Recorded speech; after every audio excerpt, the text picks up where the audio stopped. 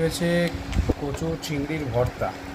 এটা মা আরও বেশি খেতে পছন্দ করে। এদিকে আছে শাক ভাজা, থানকুনি পাতা বাটা, বিশেষ করে এই গরমের টাইমে খাওয়া আরও বেশি উপকার শরীরের পক্ষে। এদিকে ভাত, বউয়ের হাতের স্পেশাল তেল কই, এই যে অর্ধাঙ্গিনী বানিয়েছেন। দেখে তো মনে হচ্ছে খুব টেস্টি হবে, চলো দেখা যাক। কচু চিংড়ির ভর্তা, এটা খেয়ে দেখি কেমন হয়েছে। মার খুব প্রিয় জিনিস, আমি এই প্রথম খাবো আর কি, তো দেখা যাক কেমন হয়েছে। আর এইদিকে তো তেল কই রয়েছে, এদিকে থানকুনি পাতা রয়েছে, ওইদিকে শাক ভাজা আছে, আর এদিকে স্যালাড। চলো, এই হচ্ছে আজকে দুপুরের মেনু, সিম্পল মেনু। চলো খাওয়া যাক, দেখা যাক কেমন হয়েছে। কচু চিংড়ির ভর্তাটা না গাইস, ভিডিও ভালো হয়েছে, টেস্টি হয়েছে। আপনারাও বানিয়েও করে খেয়ে দেখতে পারেন।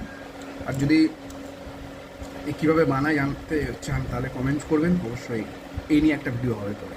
বড় সাইজ কই মাছের আর কি তেল কই, তো দেখুন সাইজটা, এতে অনেক বড় ডিমও আছে এর মধ্যে। তো এরকম কই মাছ আমার খুব প্রিয় আর কি। ওহো, দেখা যাক খেয়ে কেমন লাগে। একটু দেখায় আপনাদেরকে ডিমটা, এই দেখুন ঠিক এরকম এর পেটের মধ্যে ডিমটা আছে, পুরো সুন্দর ব্যাপারটা। ঠিক এরকম এর ভেতরটা, দেখা যাচ্ছে কেমন।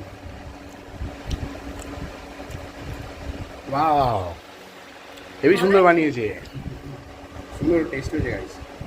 আর এই হচ্ছে ডিম।